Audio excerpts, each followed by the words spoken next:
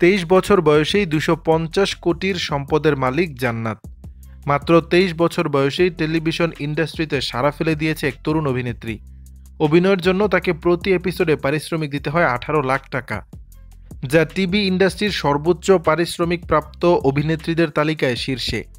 এই অভিনেত্রী শুধু টেলিভিশনেই নয়, সোশ্যাল মিডিয়া এবং ব্যবসাতেও সমান দক্ষ। বর্তমানে তার মোট সম্পদের পরিমাণ প্রায় 250 কোটি টাকা। 2001 সালের 29 আগস্ট মুম্বাইয়ে জন্ম নেওয়া এই অভিনেত্রীর নাম জান্নাত জোবায়ের। শিশু শিল্পী হিসেবে অভিনয় শুরু করলেও অল্প সময় তিনি অসাধারণ প্রতিভার স্বাক্ষর রেখে টেলিভিশন ইন্ডাস্ট্রির অন্যতম জনপ্রিয় তারকায় পরিণত হয়েছে। তবে তার অভিনীত জনপ্রিয় ধারাবাহিকগুলোর মধ্যে রয়েছে ফুলওয়া, মহারানা প্রতাপ এবং তু আশিকি। এছাড়াও রানী মুখার্জির হিচকি সিনেমায় অভিনয় করেও তিনি প্রশংসিত হয়েছেন। পাশাপাশি রিয়েলিটি শোতে অংশগ্রহণ করে সর্বোচ্চ পারিশ্রমিক প্রাপ্ত প্রতিযোগীর খেতাব অর্জন করেছেন। মাত্র 21 বছর বয়সে মুম্বাইয়ে নিজের বাড়ি কিনেছেন জান্নাত।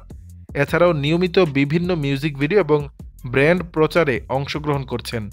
এত কিছুর পরেও তিনি সোশ্যাল মিডিয়া ইনফ্লুয়েন্সার হিসেবে পরিচিত। ইনস্টাগ্রামে তাকে অনুসরণ করেন প্রায় 5 কোটি মানুষ। সেখানে তার প্রতিটি পোস্ট থেকেও আয় করেন তিনি। অভিনয়, ব্যবসা ও সোশ্যাল মিডিয়া সব মিলিয়ে মাত্র 23 বছর বয়সেই জান্নাতকে তারকা খ্যাতি এবং বিপুল সম্পদের মালিক করে তুলেছে। দর্শক, বিষয়টি নিয়ে আপনাদের মতামত জানাবেন নিচের কমেন্ট বক্সে।